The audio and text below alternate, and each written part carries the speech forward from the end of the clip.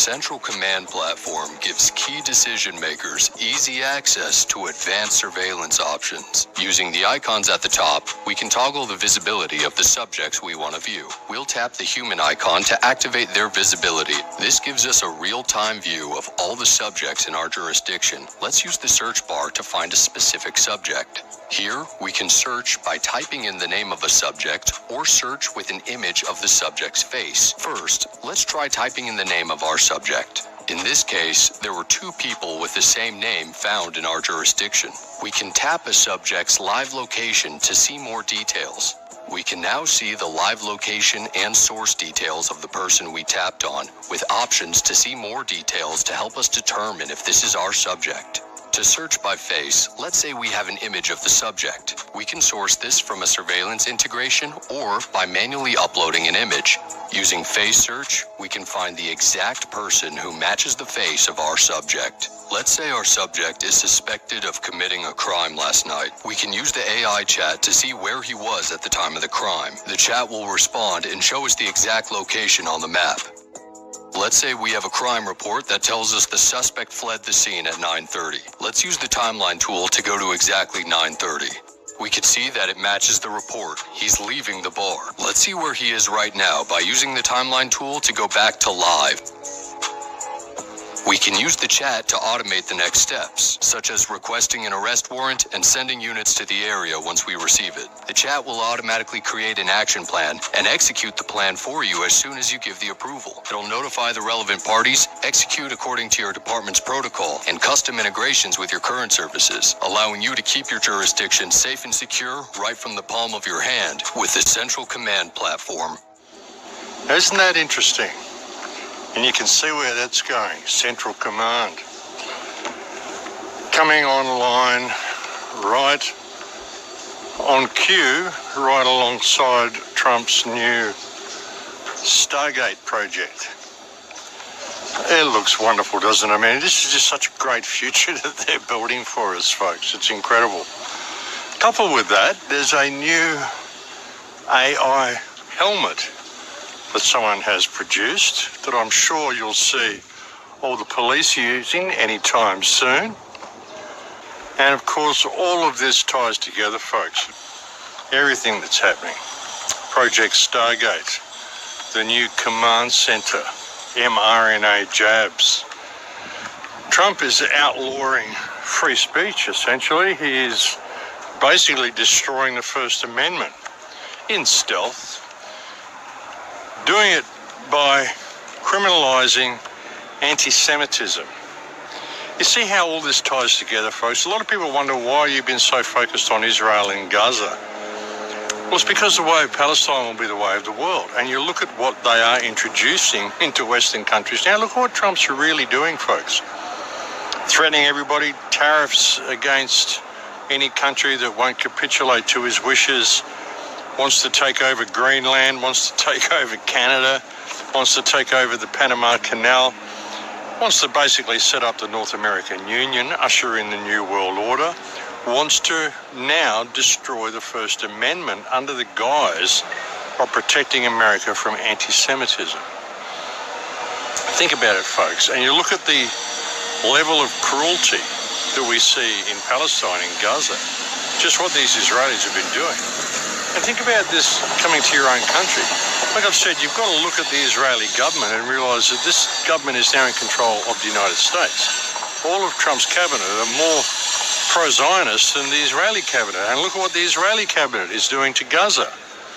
They've estimated that even should the war stop now and they decide to rebuild Gaza, it's going to take around about 27 years to filter and clear out the rubble.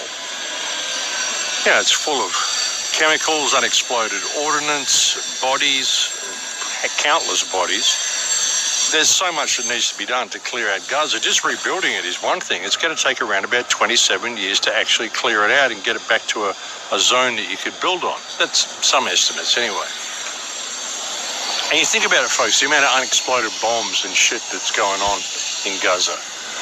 I mean, it's absurd.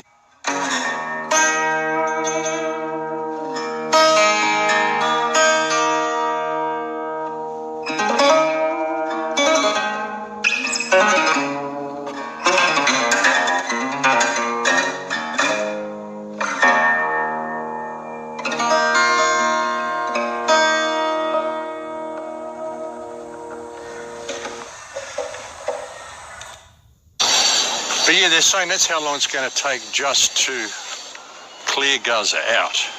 That's how much damage that they've done. The damage that they're doing to the United States, the fires in California. I actually saw a video which showed apparently all the fires in LA.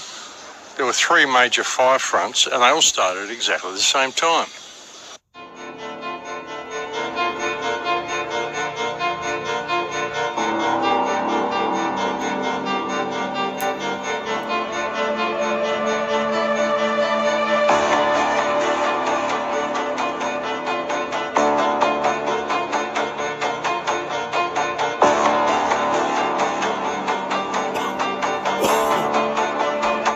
Yeah, that's kind of interesting, isn't it? Funny how that works. But all of this stuff is related. It's all tied together. And Israel is fully exposing itself, folks. Israel is in control of the United States. The United States is being milked dry, just literally bled dry. You notice the cost of living in China. There was recently, I think Jeff talked about it on a recent video. There was that day that TikTok went down, and everyone switched over to this other Chinese app called Red Note. I think it's Red Note. And they were all chatting to Chinese people, and they figured out Chinese people are paying 1/10 to survive of what the people in the West are paying. They don't pay anywhere near what our cultures pay for rent or food or anything like that, because all of our cultures are actually being milked dry by bankers. This is how they do it, folks. This is how you are a slave. You're a debt slave, tax slave. Nothing is free. Everything that you work for has to be government approved. This is what the West has become. And you don't get that in China. You don't get that in some other countries. And a lot of people, when they went on to Red Note, they saw that and they were kind of shocked at how much they've been misled. And all this is consolidating now. This whole power grid is all consolidating now. And I've kept such a focus on Gaza and a focus on Palestine because Israel is in its death throes. Israel is exposing itself, and Israel is in control of all of our governments. Not so much in the Australian government. The current Australian government has actually really pulled back from Israel. It's withdrawn support. It understands there's a genocide going on. Actually, Israelis that apply for visas to enter Australia have to now specify when they served in the IDF. If they served in the last 15 months, they want to know whether you went into Gaza, because if you did, you will not be granted a visa due to your participation in genocide. And it's the same in New Zealand. So, of course, we've seen all of these alleged anti-Semitic attacks happening in Australia. The firebombing of the car in the middle of the night, you know, the place that the guy didn't actually live at anymore. The firebombing of the synagogue, again at 4 o'clock in the morning when there's nobody there. Now, just recently, we saw a caravan full of explosive ordnance just left parked on the side of the road. And inside the caravan was an address of a Jewish synagogue. So the media's grabbed this and said, wow, these are explosives that were supposed to be taken to a Jewish synagogue. And you got the Jewish Association of Australia saying this is an attempt to kill 200 Jews. Where do they get these figures from? Well, the synagogue has 200 people in there praying. It's just so obviously a setup. Apparently the cops found this caravan 9 days before the media got hold of it. It was never reported. I guess maybe they were looking for someone to put the blame on. You know, you've got to wonder, I mean, you just find a caravan full of explosives with an address to a synagogue on it in the side of the road. And it doesn't seem a little suspicious to you at all. You know, did they leave a Quran inside as well? Was there a Palestinian Kafir in there? I mean, yeah, perhaps a passport. Was there a passport? That would totally clinch it. But, you know, it's so obvious, and it's so obvious a false flag because they want to undermine the current government of Australia and replace it with Peter Dutton, who recently did a trip to Tel Aviv. They want it all going their way, and they're losing the information war, and they're terrified about that. And they're doing everything they can to exacerbate the situation in Gaza as well. You know, the hostage exchange that we've all seen. All of the Israeli hostages, you know, the ones that have been released so far, all look very healthy, very happy, very well fed, like they've been totally looked after. Quite a comparison to the Palestinian hostages that are released. All look terrible, traumatized, both physically and psychologically. Absolutely disgraceful. And Israel's been doing everything they can to delay the release of hostages and blah, blah, blah. There's one hostage who was released. There was a young lady, actually 22-year-old lady, who gets to meet her father for the first time because he was arrested 22 years ago and put into an Israeli jail, and they're just releasing him now. 22 years he's been in there because he participated in an uprising. You know, so of course he's a terrorist, because that's what a terrorist is in Israel. See, Palestine is being occupied, systematically destroyed. Palestinians are just being treated like less than animals, less than dogs, like second-class citizens. Israel goes in there to, you know, do a raid on a suburb, like they recently raided Yenin. And what they've done in Yenin is they've bulldozed all the roads. They raid a village, a Palestinian village, and they say, you've got to evacuate because we're searching for Hamas. And they send all the people out of the village, and then they destroy the village. They destroy all the homes. They bulldoze them.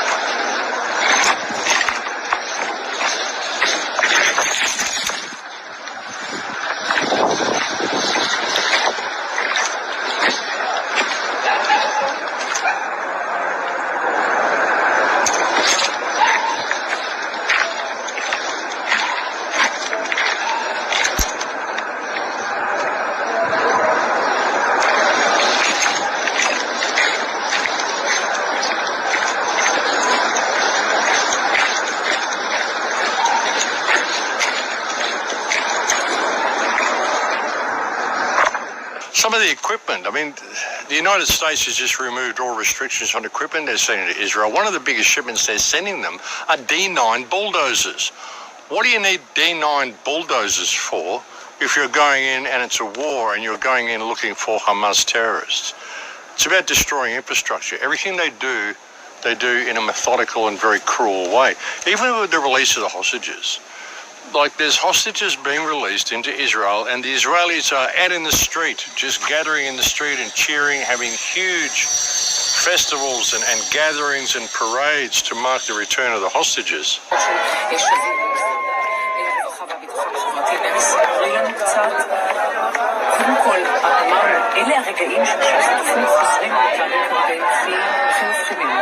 גם ועדות ההתנגדות העממית, אבל הג'יהאד האסלאמי הוא זה שבעצם מנהל את כל האירוע הזה הרבה יותר... כל כך ארוכה אחר כך, אני בטוחה שעבר לגן לראש היום עכשיו, אני נפרדת מהחברה.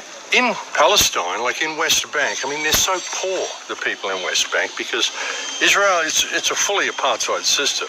It's worse than South Africa. I'll tell you, it isn't apartheid, but it is. You try going to West Bank and having a look at what it's actually like there. They live in these terrible little houses.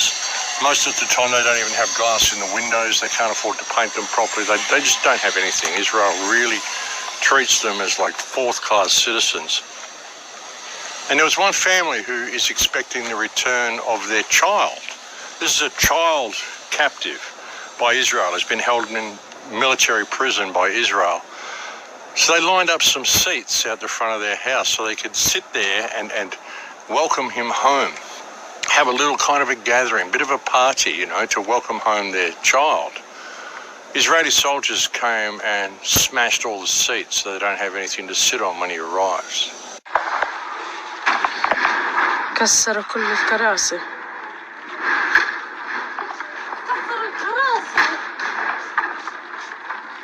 لا يختصر امي. لا انت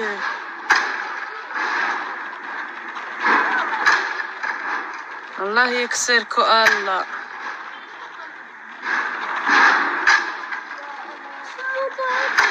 خفيش.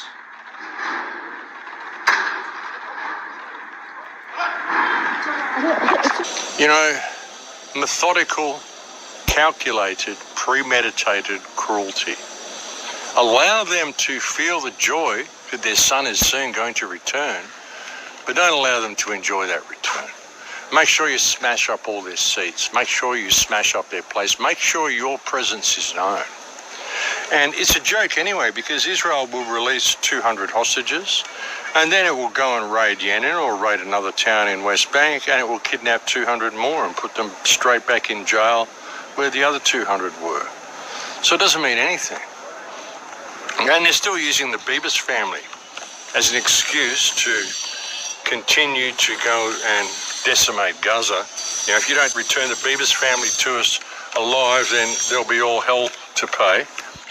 And Hamas reported that the Bibas family were killed in an Israeli airstrike in November 2023.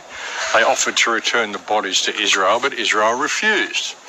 Of course, so that they could use them now as a political tool to justify more slaughter.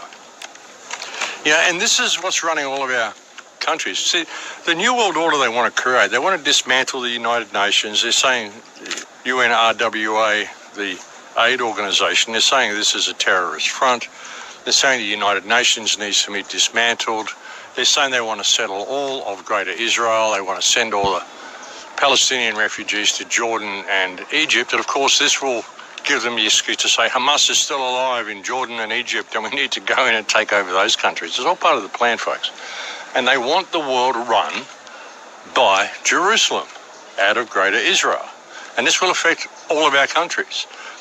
But the propaganda war they're having to wage to get all this across, and the genocide, the public open genocide they're conducting, is really reaching a lot of people. So that's why I've focused on it so much, folks. I know it gets tiring for people, but it's all part of the same thing. Look what Trump's doing in America. See, all of this is the excuse that he's using to basically decimate the First Amendment by saying he's stamping out against anti-Semitism and getting rid of Hamas supporters from the country. I'll tell you, there's nobody out there who's supporting Hamas. These are people who are anti-genocide. They're not supporting Hamas. They're just not supporting the genocide of Palestine that Israel is carrying out. That's why there's this huge propaganda war going on and why they've got to focus on it so much. I just think it's important to see, folks. It's important to notice, and it's important to see how it's coming to all of our countries. You know, and it's a very, very real issue, folks. It's a very, very real issue. Voila. Very, very real issue. In other news, the helicopter and aircraft crashing was kind of interesting, wasn't it, at Washington Airport? A Black Hawk helicopter and a passenger plane crashed. Kind of bizarre. Kind of bizarre. I mean, there was a guy who did a report and showed that a lot of those helicopters do come across from the Navy base across the river, or the Army base across the river, and the aircraft was actually doing a bit of a dogleg approach where it was supposed to come in on runway 1, but then that was changed to runway 3. So it was doing a little bit of a dogleg out to runway 3, and then it collided with the helicopter. It's really kind of weird when you look at the radar paths of the helicopter and the plane. I mean, it almost looks like the helicopter turned into the plane. It almost looks like it was deliberate. So that's kind of weird. I mean, you've got to wonder whether there was anybody important on the aircraft, whether that was even like drone, you know, like controlled by external sources or something like that. You just don't know these days, folks. It could have been an honest mistake, an honest error. It'd be interesting when more information comes in about it. But you've got to wonder whether there was someone important on that aircraft. It just seems really odd for this to happen. I mean, this is kind of the worst air disaster the United States has had since about 2009. They don't generally have air disasters. And so, yeah, it's interesting. Maybe it's just done to keep us in fear of flying, keep us in fear of travelling. They want to shut everything down, folks. They want people in fear of everything. In fear of the terrible Muslim extremists, of course. In fear of Hamas. In fear of speaking outside the box lest you get called an anti-Semite and deported. And it's pretty freaky to see the direction the United States is going since Trump has taken office. It's only been like a week or so. And he's just gone hell for leather. Like, he's really going hard with all this stuff, folks. Well, 10 days it's been since he took office. All he's really done is sign executive orders, executive order after executive order. Really locking us into this Project Stargate and the mRNA jabs. We don't need mRNA jabs. You don't need any jabs. You don't need any vaccine. Our bodies are incredible. They have the ability to heal themselves. Interestingly, as I've said before, we have an endocannabinoid system in our body. Cannabis is the only plant that we have an endocrine system for in our body. You don't have an endo-lettuce system in your body. You don't have an endo-rhubarb system in your body. You don't have an endocrine system for any other plant in your body except for cannabis. And once they outlawed cannabis, everybody started getting sick. You had all these weird exotic diseases that we'd never heard of before. Alzheimer's, Parkinson's disease, multiple sclerosis, all sorts of stuff that people had never heard of before. Suddenly all this started coming to the fore once they outlawed cannabis. And cannabis is real medicine. I mean, all medicines prior to that point used to have hemp as the basis for the medicine. It was the initial base compound. And all the bullshit they tell you about cannabis. I mean, cannabis, THC is actual medicine. I've shown you before, like even Rick Simpson curing cancer, and I've done it myself. I've cured over 15, 16 people, 17 people, I don't know, I lost count, of terminal cancers using cannabis oil. It absolutely works. It's real medicine.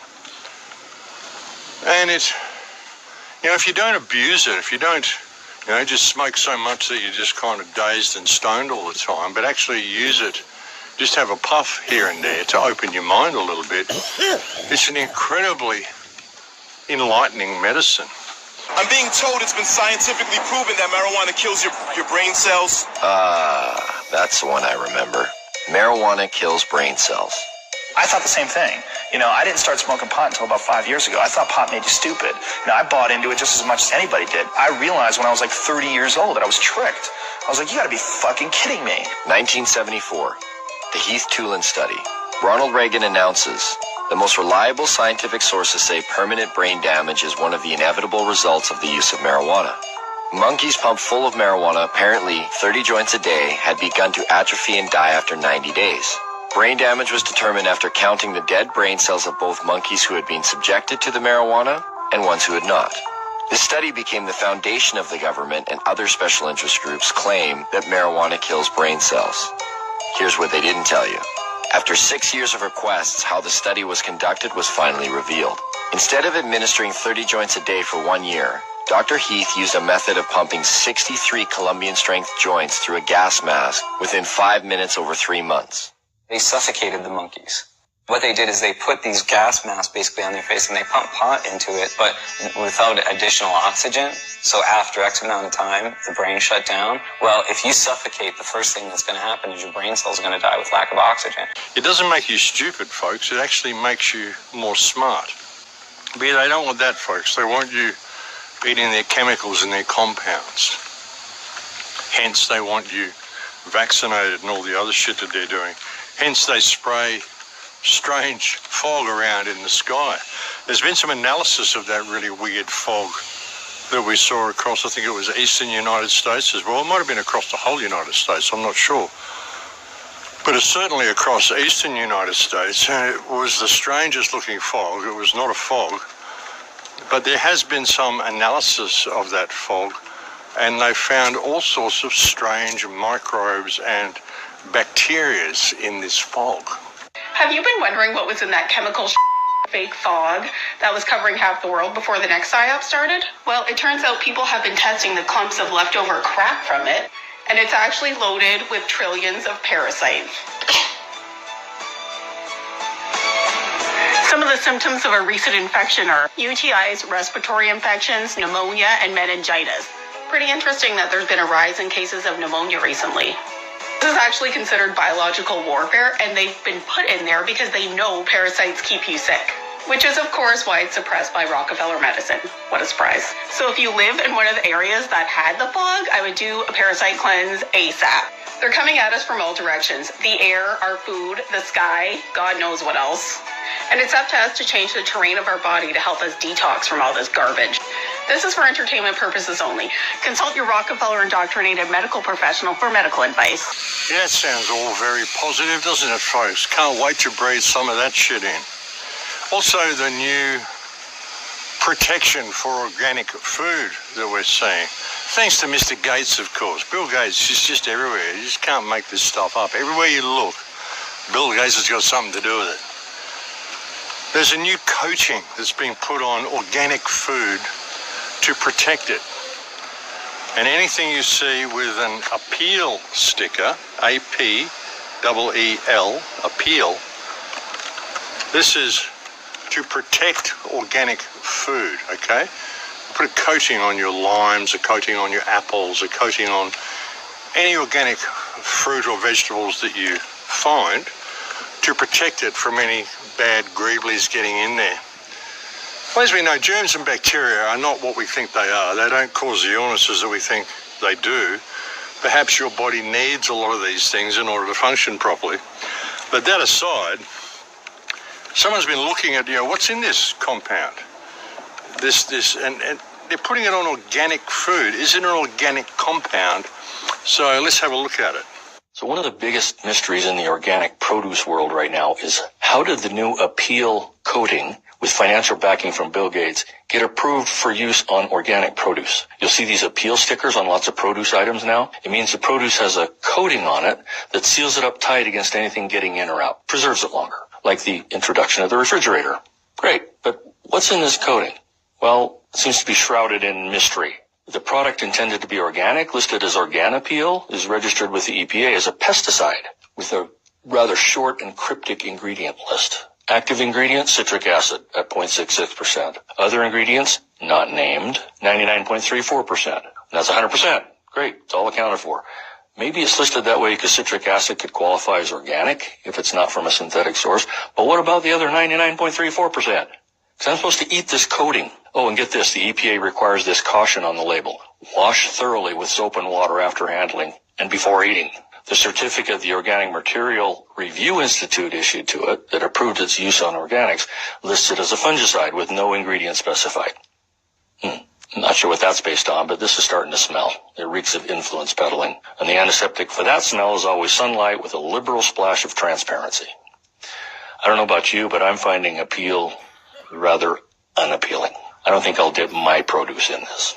Yeah, that's interesting, isn't it? 0.66% citric acid and the other 99.34% unknown. Doesn't matter. And 99.34%, I mean, that's 100%, folks. Saying that isn't 100% is basically a clerical error. Because it is. I mean, okay, there's just over half of 1% is citric acid. The rest of it, no, we don't know. It doesn't matter. It's all good. The experts said it's fine. What experts? Doesn't matter. They're here. They said it. It's all good. And saying that you need to wash your hands after handling or before eating. So what happens when you go and buy a pack of strawberries or apples or bananas? Or you got to wash your hands as soon as you take them out of the packet. You got to wash them before you eat them. What if it's like string beans? Well, it's carrots and all this sort of stuff. I mean, potatoes. I mean, you just pick these things up out of a packet. What, you got to wash your hands and then wash all your potatoes before you peel them, and look, where are we going with this? They're just putting all these poisons all over our food to protect us, of course. Remarkable. Aren't we lucky? Aren't we just so fortunate, folks, that we are so looked after by these people? Something else Trump wants to do as well, folks. He wants to build an Iron Dome for America. After he's cancelled the First Amendment and sent all the funds out to Israel. I mean, America is in a state of incredible disrepair, starving people all over the place, but we can't stop funding Israel.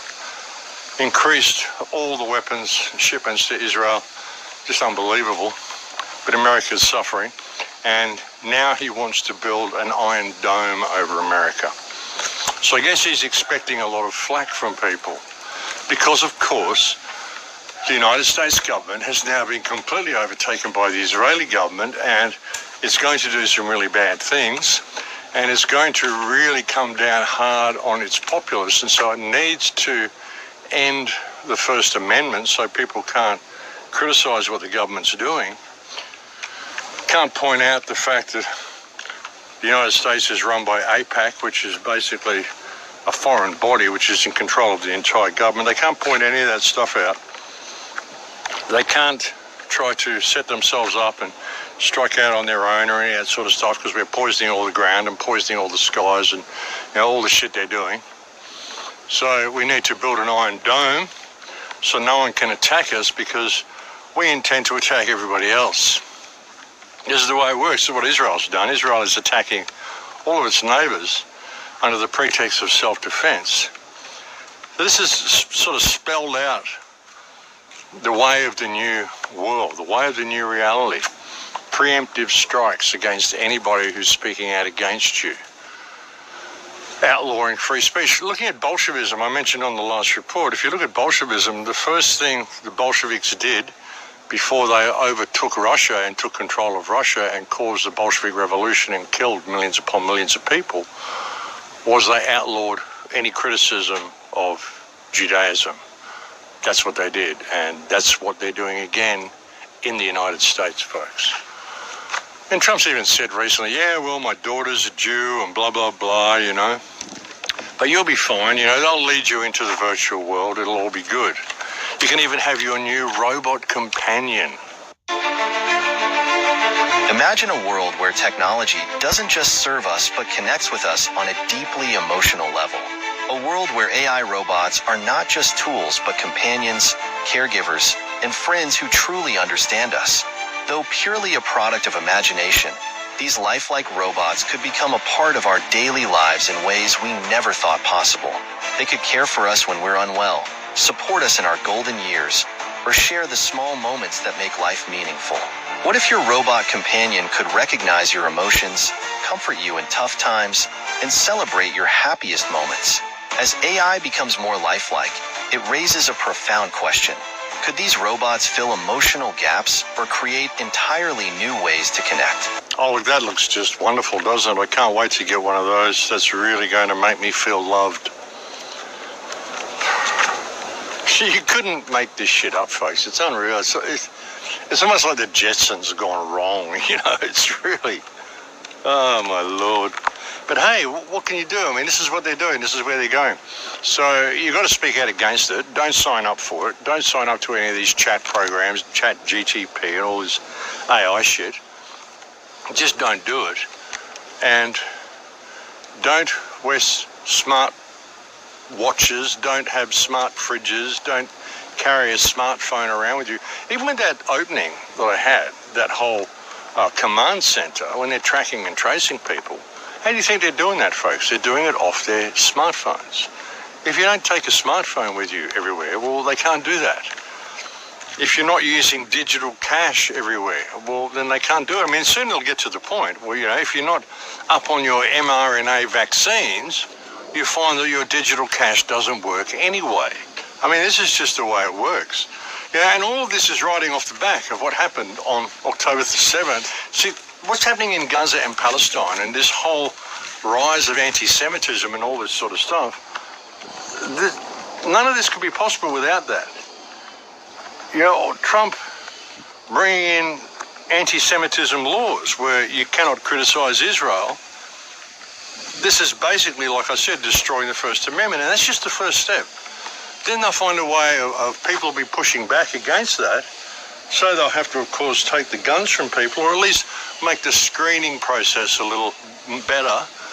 So again, you'll be moving towards the loss of the Second Amendment. There's new stuff they're doing with the expulsion of the immigrants as well, whereby if you are an immigrant, if you're an illegal immigrant in the United States, and you could be just a simple Mexican worker over the border, just, been doing it for years. I mean, the borders are pretty lax, folks. Coming into Mexico, like through Arizona or Texas, they don't even ask to look for your passport. And it's the same going back. The Americans don't even ask to look at your passport. They just wave you through. So it isn't like they're not in on it. Keeping these borders open, and there's a lot of people in there, like Mexicans, just go in there and work for the week and come home. But all it takes now, if you're an illegal immigrant, if you're in the United States and you don't have a visa or you don't have a green card, all it takes is for someone to accuse you of a violent crime. We don't need proof, we just need the accusation. Just accuse someone of committing a violent crime, and that person will be arrested, detained, and maybe even subject to deportation and internment in Guantanamo Bay just because they're accused of something. Because that's something else Trump wants to do. He wants to put a new section in Guantanamo Bay to accommodate 30,000 illegal immigrants. Do you really think this is for just illegal immigrants, folks? Or is it for people who break his new First Amendment rule? Now, even that threat, that if you're in the United States and you're here illegally, if we find you, we're going to put you in Guantanamo Bay, that is enough to cause a hell of a lot of people to leave the United States. I mean, they're not going to hang around. If I was an illegal immigrant in the United States, I'd be looking at that going, well, I'm getting the fuck out of here. I'm going to go somewhere else. I'll go somewhere a little more friendly.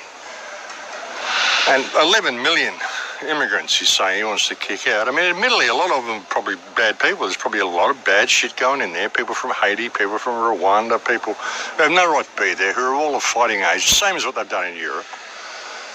But there's also Mexicans and there's also good people. There's a lot of good people that are going to fall into that basket if they're not careful. And 11 million people. I mean, you're going to find a lot of people leaving the United States. So where's he going to find the 30,000 illegal immigrants to put in these new prisons he's constructing in Gitmo? And while he is outlawing anti-Semitism, where is he going to put the people who continue to speak out against the crimes of Israel?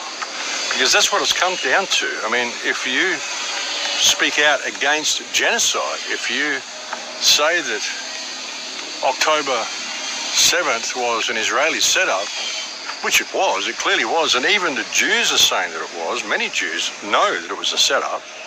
Everyone knows what happened on October 7th was an Israeli setup. Everyone knows it. What? Look at him smile. It was an Israeli setup. Yeah, so what's going to happen to these people? What's going to happen to these Jews who say that? Will they be sent off to Gitmo for October 7th denial? They have that in place in Israel at the moment. They have October 7th denial. If you deny the events of October 7th and say it was anything other than what the mainstream media and government tells you that it was, then you can be charged with October 7th denial and you can go to jail for 5 years. So, truth does not fear investigation, folks. So this is what they've done in Israel. This is what they're about to do in the United States. And like I said, even the Jews know this was a setup. It's obvious that it was a setup. I showed you that video footage where Matt Gurton analysed it and showed you that a lot of the videos are AI videos, and that's indisputable. A lot of that is AI. The artifacts that are left behind, I mean, the merging together, the fact that the motorcycle wheels aren't spinning, there's so many things. The car moving, tracking with the gate when it moves. I mean, go and look at the video. There's so much stuff on there to show you that this was mostly AI-created video. And it's simply not possible. When you look at the damage that they say was done to all the cars and the kibbutz, I mean, the cars are probably AI cars as well. But let's say for a moment they're real. Let's say these are real cars. Well, the amount of damage that was done to them, Hamas simply doesn't possess the type of weaponry to do that.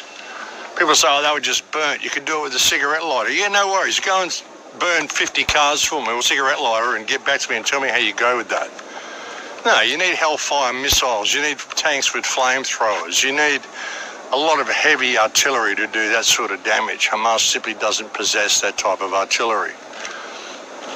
It doesn't possess the means to blow up and destroy houses the way we saw it done in the kibbutz. It just doesn't have the type of weaponry to do this sort of stuff. You know, and it's been confirmed by so many Israeli sources that they used the Hannibal Directive. I mean, most of these people died at the hands of the IDF, and this has been confirmed by Israeli sources.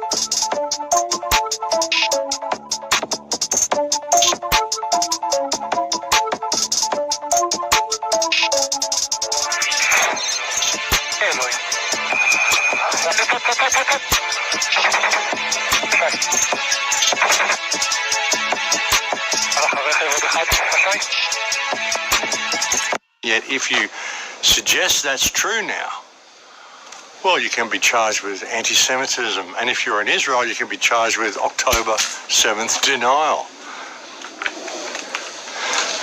So, okay, so looking at all this on that perspective with the Israel-Palestine issue at the foreground, okay, you might be on one side of the fence. I mean, it's a very polarising thing. There's people who desperately support Palestine. There's people who desperately support Israel.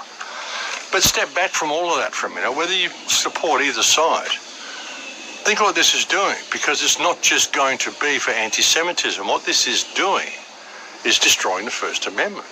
You've got to wonder whether the Supreme Court is going to let him get away with it.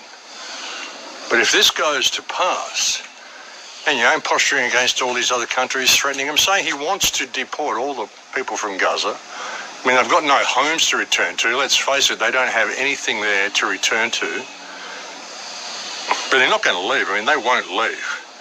They'll stay there and die, even if they have to live there in a tent and drink sewer water. They will still stay there. They will never, ever leave their homeland. And they're very adamant about this. أنا من غزة تمام؟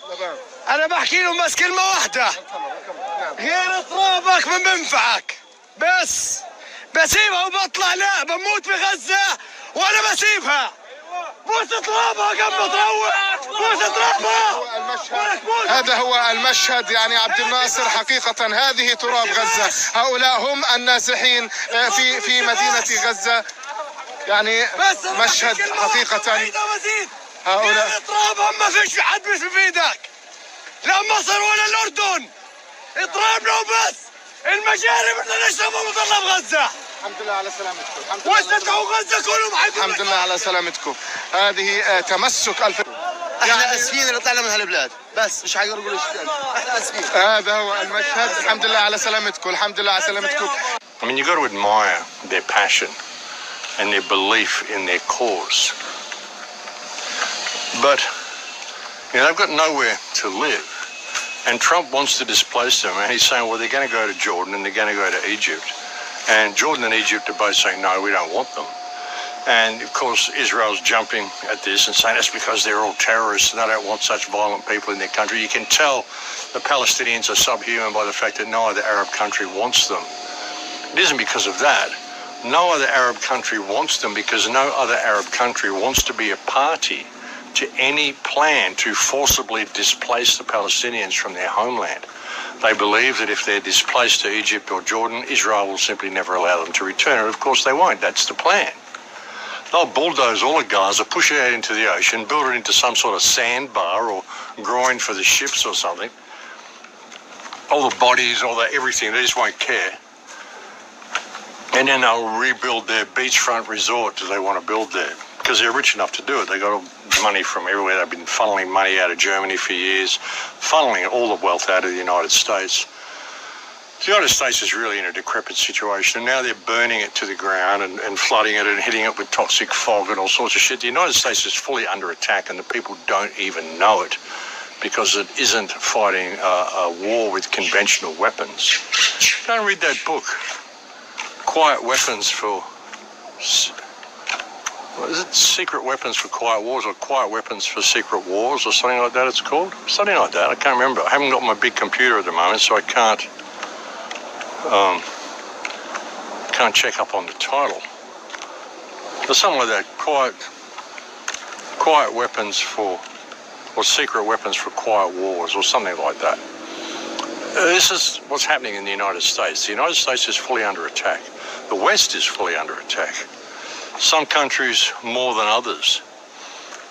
You know, I think when a lot of the world leaders signed up for this and signed up to the WEF and the WHO and the whole Davos bullshit and Bilderberg Group and all this crap, when they signed up for this agenda of world domination, I think some of them actually didn't realise just how bad it was going to be, just how little they cared for human life. I mean, there's one thing to kind of get there and get in power. You get a kind of an ego thing going on, a bit of disdain for human life, and you're a bigwig and you don't really care. But when you start seeing your own people being deliberately killed around you, perhaps there's some world leaders that have a little bit of a second thought. Like Anthony Albanese in Australia, who's really backed away from a lot of this stuff, which is, of course, why they want him replaced, why they're staging all of these anti-Semitic attacks. And they're all obviously staged, folks. There's no reason for Palestinians who've been brought into Australia as refugees. I mean, Australia has actually accepted quite a number of Palestinian refugees since this conflict started. There's no reason why any of these refugees would be staging these type of anti-Semitic attacks across Australia, because it just undermines their own safety. It gets the people of Australia up in arms and abusing them and accusing them of doing all these terrible things and wanting them deported back to Gaza, which is not what they want. But the only benefit that comes from it is that. So whoever's staging these anti-Semitic attacks in Australia wants that as the result. They want the Palestinian people to be vilified, they want Muslims to be vilified, and they want Israel to receive more and more protection. You've got whole police units around Jewish schools now in Australia there to protect them because of these anti-Semitic attacks. So who benefits? Well, the Jewish people benefit. So who's carrying out the attacks? Well, of course, the Jewish people are carrying out the attacks. And they have a record of it. They have a history of it. So many anti-Semitic attacks have been staged by Israelis. There's even times when Israelis, Jewish people, have stabbed themselves multiple times and claimed it was an anti-Semitic attack just to get more aid and just to get more sympathy. And they found out that it was actually a self-inflicted wound. These people did it to themselves. So many times, folks, so many times. The fact that all of these attacks that happened against Jewish businesses and synagogues and, former residences, they all happen when there's no Jews there. They all happen in the middle of the night. They all happen to a house after the guy moved out already. You just find a caravan full of explosives with a Jewish address in it. Oh my God, it was so transparent. Of course you do. You just leave a caravan full of explosives on the side of the road with an address to Jeff's place on it. Yeah, no worries, yeah. That's going to work. Gee, must be anti-Jeffites. It's just ridiculous, folks. It's ridiculous, and it's all obviously staged by Jewish people. So there's a really big shift happening. And they'll throw us a few bones. I mean, Trump's throwing us a few bones. There's talk as well. Someone said that he wants to ban income tax.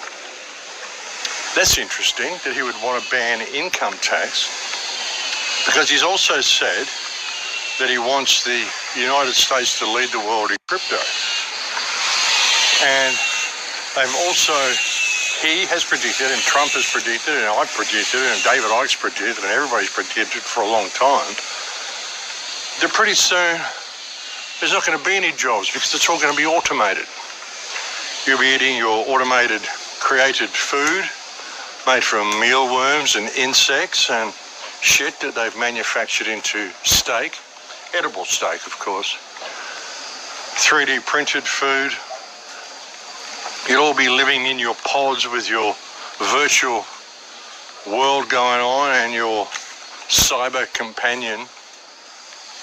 And there won't be any jobs. You'll be on a universal basic income, which will be a digital income, whereby you will get points and credits that you're allowed to go and buy a certain amount of things with. You're only allowed to buy certain things with, depending on your social credit score and your carbon footprint, will be in your electric car, which will be geo-fenced to keep you within your 5 kilometre, 15-minute city zone. And of course, if you aren't up on your vaccines and things, then you will go down on your social credit points. You'll be limited in your purchasing power. And if you are a terribly naughty boy, you may not even receive your universal basic income for that month. So in that type of a world, where does income tax fit into it? You don't have income tax because you don't have an income because you don't have a job. You're on the social credit universal basic income. That's what it's going to be. By the way, Switzerland has just banned electric cars due to the energy consumption. You can't make this up. They're using far more energy and electricity than like all of their entire cities combined.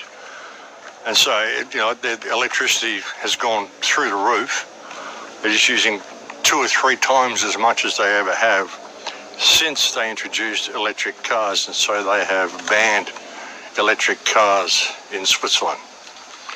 Might have said Sweden before, I don't know, but it's Switzerland. I always get Sweden and Switzerland mixed up. Don't ask me why, it's just the way my brain works. So yeah, so there's some countries that are kind of pushing back, and there's some people, I would guess, some of the elite who've, sold most of their soul anyway, are kind of having second thoughts about this. Gaza's been very sobering to see the level of destruction, the level of cruelty, and realise that this is what they're prepared to do to all of our countries. When you think about some of the stuff that happened in World War II, the bombing of Dresden, think about what happened in the Russian gulags, think about Bolshevism, Holodomor, think about Rhine Wiesenlager, what they did to those people. You read about it in books, you watch movies about it, read articles about it, you talk about it. But we kind of have this feeling that we're kind of past that now. We're in a new world now, and humanity is a little saner now than what they were then, and these things could never come to pass again. We've got technology, we've got computers, the world is so much smaller now. We can sort of dial our friends on WhatsApp around the other side of the world and chat for hours and see what's going on in real time. We don't expect anything like this to happen. And then we see what's going on in Gaza and what's going on around the rest of the world. And it becomes very, very sobering to realise that this could also happen to our countries. Look what's happening to Ukraine. It's happening there, and it's kind of, a Western country. Kind of. It is. It's a Western country. Western culture. And I think when people see the sheer brutality of it, some of these world leaders, they just go, hang on, what did I really sign up for here? And they just have sort of pangs of guilt.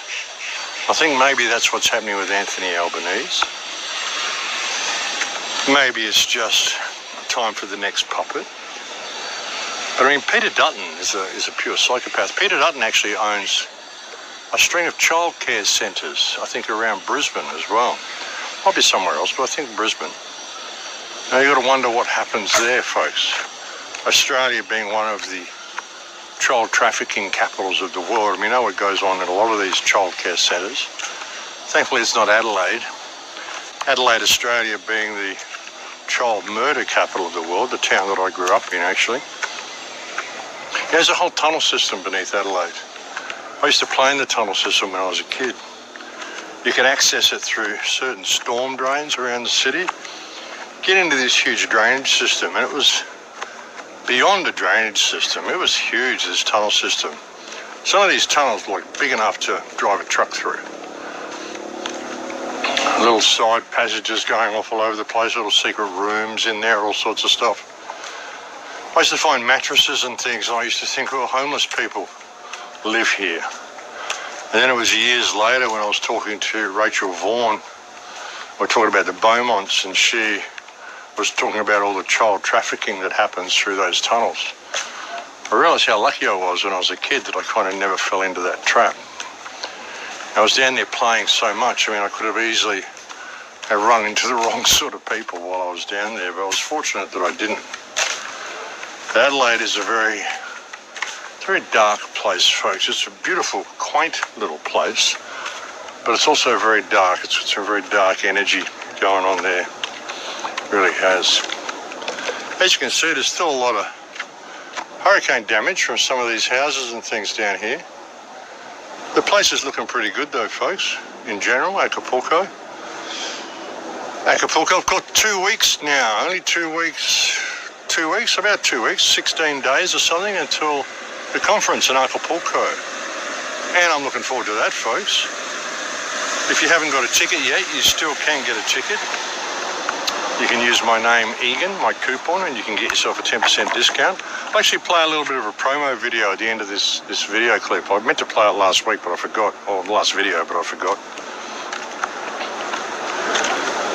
But, yeah, I'm really looking forward to that one. And it may be the last time that an Acapulco is being held in the Secret Garden. I'm not sure, but I did get a newsletter which was suggesting that was a possibility. So the Secret Garden's a great place. Many of you are very familiar with it because you've seen me do so many walk and talks there.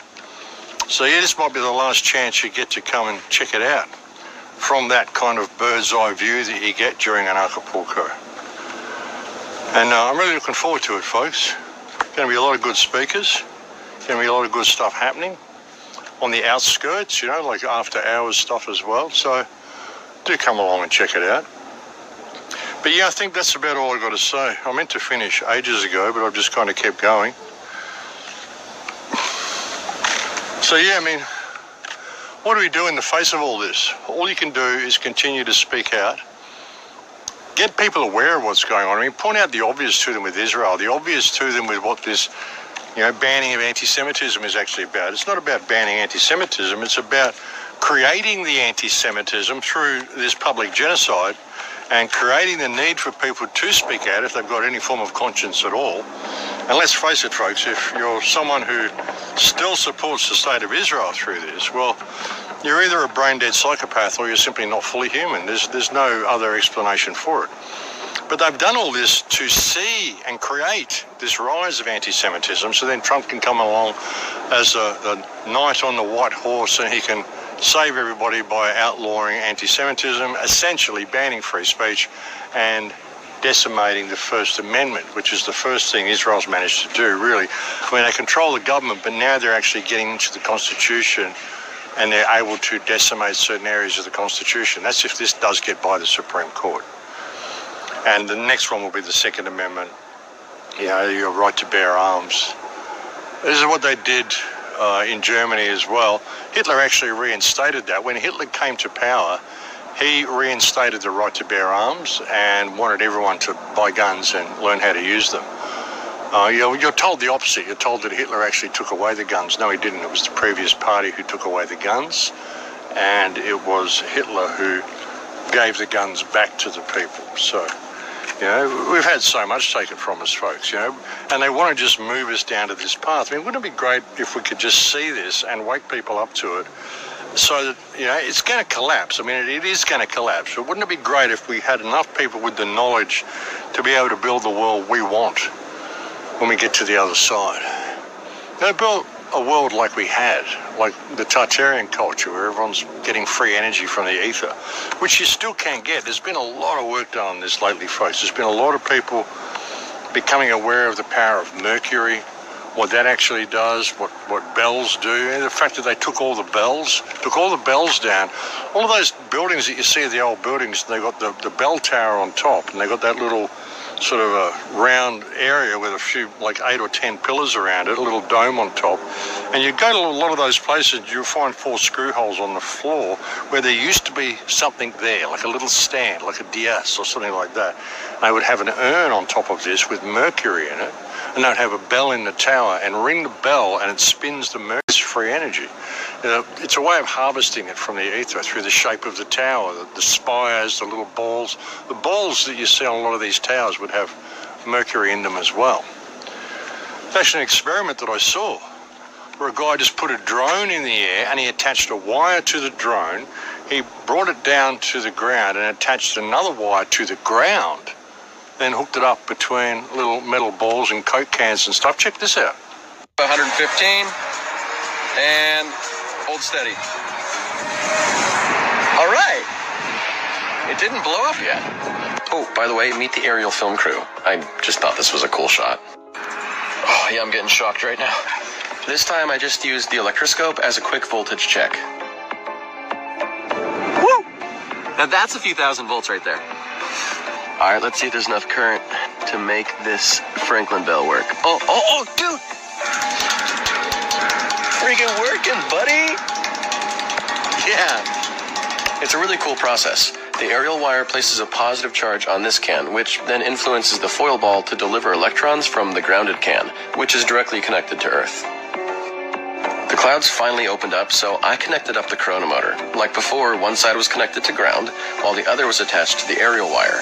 And after just a few seconds, hey, she's spinning. This is just remarkable. It never really spun that fast, but I just sat and enjoyed the miracle. I mean, I quite literally was siphoning energy straight from the atmosphere. This motor was operating off of several kilovolts, which you could actually hear if you stopped the motor and brought your finger near the aerial wire. That's the sound of coronal discharge. Not long after, the wind started picking up, so we packed up. Yeah, so the etheric energy is still there. It's all around us. This is the energy that Tesla tapped into. A lot of people are doing a lot of really good work on this now, folks. We can get back to that. And that's my great hope through this, is that we just retain enough consciousness. I mean, as I've said before, I don't think there's going to be enough people wake up and stand up that are actually going to be able to change this system. Yeah, so it's going to have to go where it's going to go. And where it's going is to a place of complete and utter self-implosion, I think. It might take a little while for this to happen. A lot of people are going to comply with it. A lot of people are going to be led into it. But through that, we're going to see a massive die-off. A lot of people are dying from the jab. There's been all sorts of information coming out now about how many people are getting heart disease, how many people are getting cancers, all these blood clots and shit they're pulling out of people. I mean, so much stuff. You know, the Deagle report said that there was going to be a mass die-off in 2025, and I think we're going to see that. I think we've seen a lot of it already. And as I've said before, the system they're creating, the AI system, the control system, is so inhuman. You're just not going to be able to step outside the lines. You're not going to be able to live as a free human being within this system. So humans are just going to wither up and die within this system. They're going to be vaccinated and jabbed, and their lifespan's going to be reduced. I mean, you know, they want to have everybody sexually activated by the time they're, 8 or 9 years old, and they want them dead by the time they're 30, so they can just have a quick turnover of population. Don't ever leave them alive long enough to really start to think about things and think about the slavery system they're in, and just, recycle souls that way. That's what they want to do. But it's going to be such an anti-life system that it's basically going to kill its own food source. And what we have to do is just maintain until that happens. You notice there's the huge push to promote pedophilia, which is seen as something so taboo these days. And again, I mean, I'm not attracted to little children, folks, but pedophilia has been rampant in this world for so long. I mean, this sex with children has been rampant for so long. This is something a lot of the religionists will use as well when they say Muhammad. One of the ways they vilify Islam. See, vilifying Islam is how they've managed to create this whole situation in Gaza, which again has created the whole migrant influx into Europe, which again has created the loss of the First Amendment in the United States. It's all tied together, folks. The whole thing's tied together. And one of the things they use to get you to hate Muslims and to say it's okay for the Jews, who are not Jews but are the synagogue of Satan, to go out and kill all the Muslims, is because they say Muhammad was a pedophile. Muhammad was a pedophile because he had a 9-year-old wife. Well, yeah, he did. But it was interesting. Someone actually went to ChatGTP, and you can do this, and you can even just go into history books and look it up for yourself if you don't want to trust the AI GTP. Go and look it up for yourself and you'll find that it's true. But it wasn't just Muhammad who married a 9-year-old. There were a lot of people who married 9-year-olds. They actually usually married them at 6 years old and then consummated the marriage when they were 9. And there was a lot of people who did it, and it wasn't just Muslims, it was also Christians. Hey, ChatGPT, did Prophet Muhammad, peace be upon him, really marry a 9-year-old? Yes, Prophet Muhammad, peace be upon him, married Aisha, may Allah be pleased with her, when she was 6, and the marriage was consummated when she was 9. This was entirely normal and acceptable for 7th century Arabia and many other societies throughout history, including Christian ones. Marriageable age was determined by biological maturity and societal norms, not by modern standards. Here are past examples from Christian history that prove this was not unique to Islam. 1. King Richard II of England married Isabella of France when she was 6 years old in 1396. 2. Hugh Capet's son, Robert II, the Pious, married Rala of Italy when she was about 8 years old. 3. Saint Agnes of Rome, a venerated Christian saint, was betrothed at around 12 years old before her martyrdom. Across Europe in the Middle Ages, child marriages were common. This wasn't exploitation. It reflected the realities of their world. The fixation on Prophet Muhammad's marriage ignores the global historical context. Judging ancient practices by today's norms is intellectually dishonest as societies evolve. Why is it Muslims get heat for marrying a child 1,400 years ago, but the thousands of Christians that did it get off scot-free? Yeah, Muslims, Christians, Hindus, lots of people, British royalty. It was simply the way things were back then, folks. People just took child wives. You know, I've said to you before that the big thing that men wanted in those days was they wanted a virgin wife. So they want to get a wife who's young enough that they know this person hasn't had sex before. Then they kind of keep them somewhere in the harem as a concubine or whatever, and then consummate the marriage when they're sort of a little bit older and gone into puberty or whatever. I don't know. But they wanted to make sure that they had a virgin wife, so they wanted to get them young and sort of keep them somewhere until they were fertile. That's just the way it was in the old days. Do I agree with child sex? No, I don't, but that's just the way it was in those days. So, you know, if you're going to vilify Islam and say they're all terrorists and pedophiles, well, then you have to do the same thing with Christianity. You have to do the same thing with royalty, because back in the 7th century, they all were. They were all doing it. No difference, folks. So if you're vilifying Islam for doing that, but not Christianity for doing that, then you're not someone who's protecting children. You're simply a bigot. That's just the way it is. Personally, I think all religion is demented, and children should be left alone to have their childhoods the way they see fit. But anyway, that's just me. But anyway, I'm going to leave it there for now, folks. As you can see, I'm still in transit. I'm staying at Jeff's again. I was staying here until the conference starts. Then when the conference starts, I'll be staying down near the conference. And after that, I'll be heading to the United States for a few weeks to catch up with some friends. And then I've got a couple of other plans after there, which I will let you know as they happen. It'll be kind of interesting for you and interesting for me. So yeah, I'll keep you posted on all that. But the same thank yous that I always give folks. Thank you to anybody speaking out about all this stuff. Thank you to everybody who shares the information. I know it's getting harder and harder. And, you know, I know people are tired of me focusing on Gaza, and I just can't stand by in the face of a genocide, folks. I really can't. And I think it's important to see how it all ties into what's happening in the United States, what's happening in England, what's happening in Australia. It all ties into this. All these anti-Semitic attacks in Australia, the big campaign to overthrow the Albanese government and replace them with Peter Dutton, so they can continue to support the state of Israel, which is all about creating greater Israel, which again is going to be the central control center for the world. Couple that with the whole Starlink setup that Elon Musk is doing, the fact that he wants to join all the mobile phones together, even if you just got an Android or an iPhone, even if you're not on a Starlink phone, he wants you to be able to get internet and communication through his network. So putting it all into a central place. Couple that with Project Stargate. The same thing, it's all connected, folks. It's all the same thing. Couple that with burning LA and everything they've done there to replace it with a smart city by 2028 for the Olympic Games.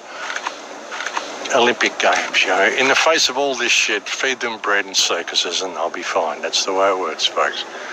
It's amazing. But just be aware of all this shit, folks. Be aware of it. Be aware of how it's all connected. It's all one thing.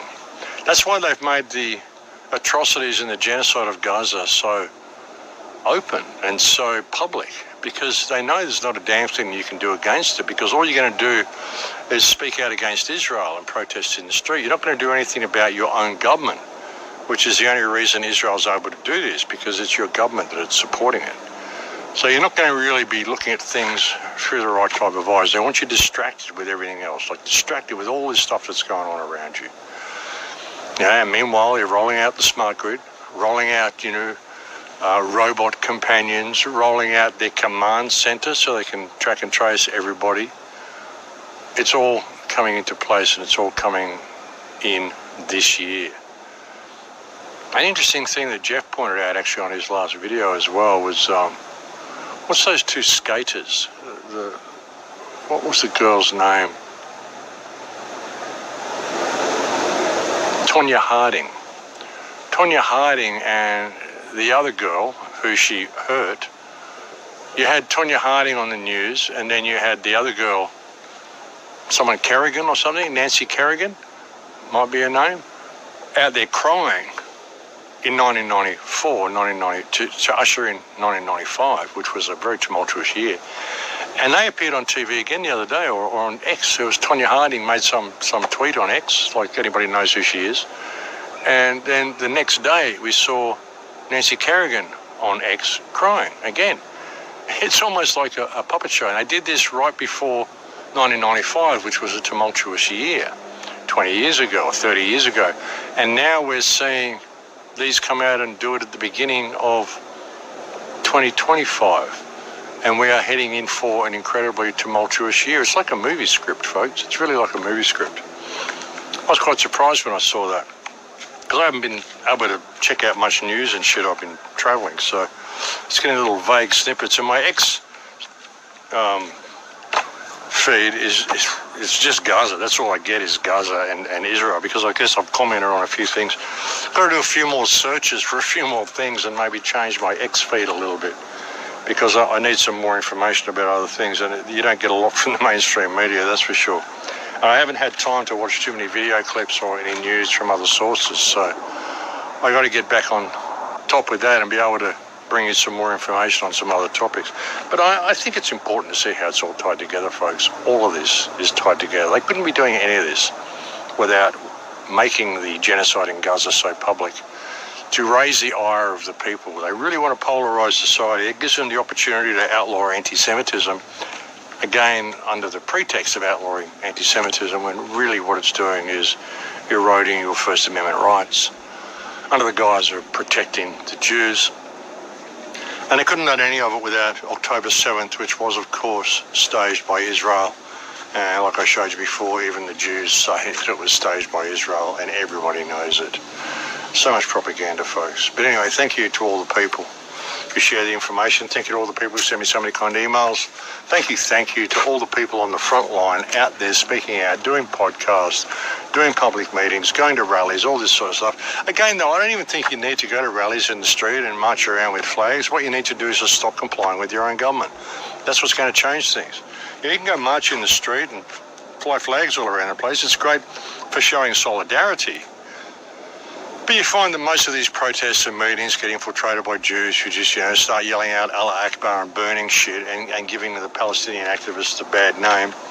So most of it gets contrived. You've got to understand that it's all being done by politicians, and what you have to do is remove your support from these politicians. Tell the politicians you're not going to vote for any of the ones that are funded by AIPAC. Not that I suppose it even really matters. They just put you in anyway and tell you that you voted for them. It's all digital now, and they can just, they put in whoever they want and they just get away with it because people think the system is real. How about nobody vote next time? Wouldn't that be great? Nobody vote because there are no suitable candidates. That would be great to see. But anyway, thank you to all the people who are out there speaking up and making a difference. And of course, thank you to anybody who's ever made a contribution to the website. You guys have kept me on the air for the last 10 years, and I cannot thank you enough. You've helped spread this message to millions upon millions of people. And I know that because of the view count I get on some of the videos and the thousands upon thousands of emails that I receive. So thank you for that. But anyway, folks, I'm going to leave it there for now. Thank you for joining me on this report. I'll bring you another one as soon as I'm able. It probably won't be until around about the middle or the end of next week because I've got a couple of things I have to go away and do. But I will get one out to you soon, certainly by the end of next week, before then. And thank you for joining me on this report. Please take very good care until we speak again. In Lakesh. So you've taken the red pill, Neo. You've begun awakening to the Matrix. You've noticed that almost everyone around you is a non-player character under mind control. And many of them are so inured and hopelessly dependent on the system that they will fight to protect it. So, what now? There's only one thing you can do. Find others like you who are also awakening from the Matrix and learn from them. Make connections and get inspired by them to become the greatest version of yourself and rise up out of the Matrix. The path you have chosen is not easy. It will be the hardest thing you've ever done. But it's also your only hope. I have good news though, Neo. There is one place where others like you gravitate every year to hear from the leaders of the evolution. It's not in an underground city called Zion where we hide from the robots. Yet. It's in a place called the Secret Garden, in one of the most beautiful places on Earth, Acapulco, Mexico. Agents of the Matrix have tried to destroy this place. They attacked it with a surprise Category 5 weather weapon last year.